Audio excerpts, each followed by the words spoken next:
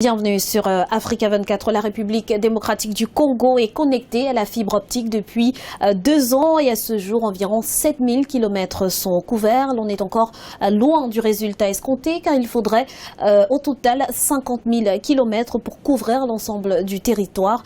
La connexion Internet et autres services souffrent encore du manque de rapidité et de qualité.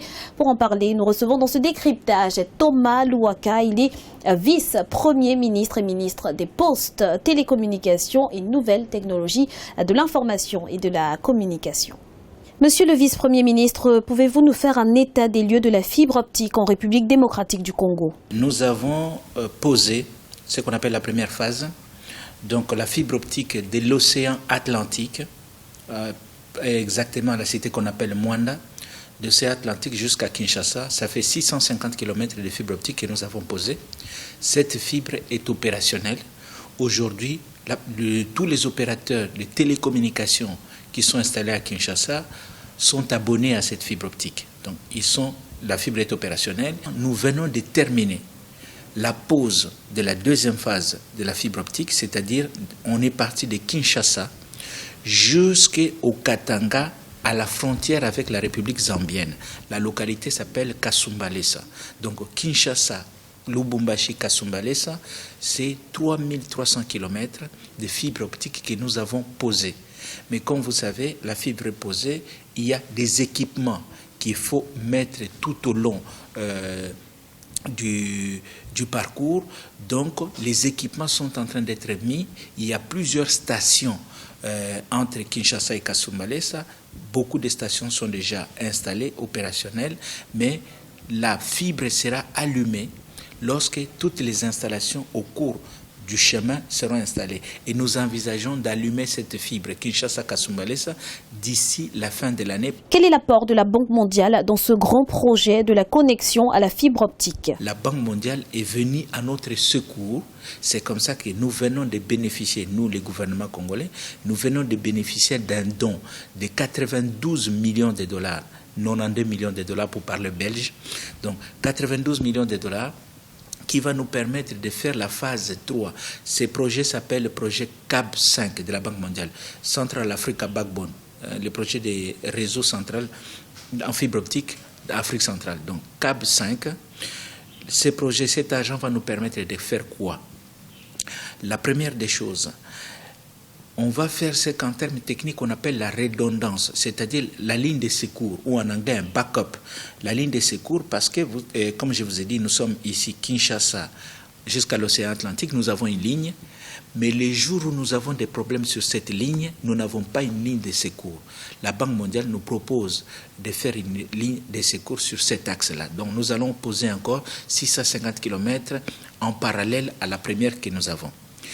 Cet argent va aussi nous servir à corriger certaines imperfections qu'on rencontre lors de la pause, que nous avons rencontrées lors de la pause de la première phase.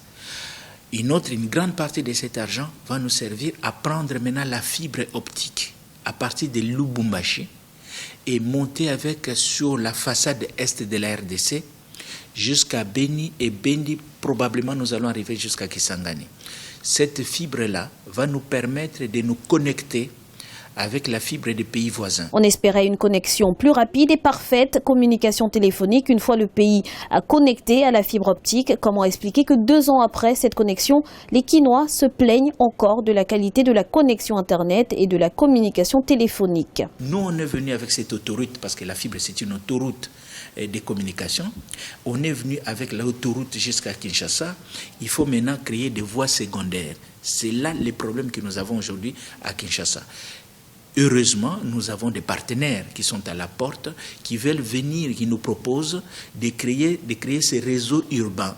Il y a un grand opérateur américain, Google, est venu nous voir. Google est intéressé à créer le ring à Kinshasa, donc les réseaux urbains, parce que Google a déjà fait cette expérience et ça a réussi à Kampala. Ils ont fait le ring à Kampala. Aujourd'hui, l'Internet marche très bien à Kampala, grâce justement à ces réseaux urbains. Donc, nous sommes en tractation avec cette société pour voir dans quelle mesure nous pouvons commencer par faire ce ring à Kinshasa, à Matadi, à Lubumbashi, dans les grandes villes, et puis après aller un peu plus loin. La société congolaise des postes et des télécommunications est restée pendant longtemps inerte, alors que des sociétés de télécommunications privées, en quelques années d'exercice en République démocratique du Congo, n'ont cessé de croître.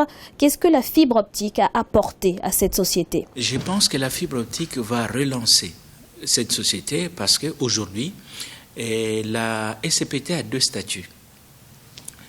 C'est une entreprise commerciale comme les autres, donc elle va faire la concurrence avec les autres opérateurs téléphoniques. Elle doit se donner les moyens de faire cette concurrence. Deuxième chose, c'est une société dont l'actionnaire, le seul actionnaire, c'est l'État congolais. Et ces statuts d'actionnaire unique de l'État congolais dans la SCPT lui donne un avantage considérable sur les autres qui peut lui permettre de faire la différence dans la concurrence. Concrètement, ça veut dire quoi? Aujourd'hui, quand je vous parle de la fibre optique, cette fibre est gérée par la SCPT.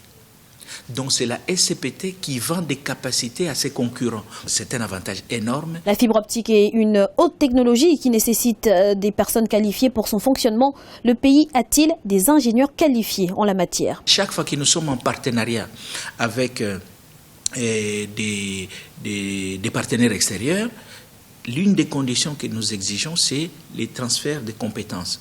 À la station d'atterrage de Mwanda, là où la fibre quitte l'océan Atlantique pour être connectée avec les Congo, ce sont des techniciens congolais qui sont dans la salle. C'est vrai que de temps en temps, pour l'entretien, il y a des coopérants étrangers, en particulier des Chinois, qui viennent, mais ceux qui entretiennent la station d'atterrage, c'est des ingénieurs en télécommunications qui sont des Congolais qui ont été formés dans des grandes écoles. Le pays a plusieurs nécessités. Lorsqu'on investit des millions pour la fibre optique, quels sont les résultats attendus? Notre plan de déploiement des backbones, le réseau national de fibre optique que nous voulons faire au Congo, des études sont déjà effectuées.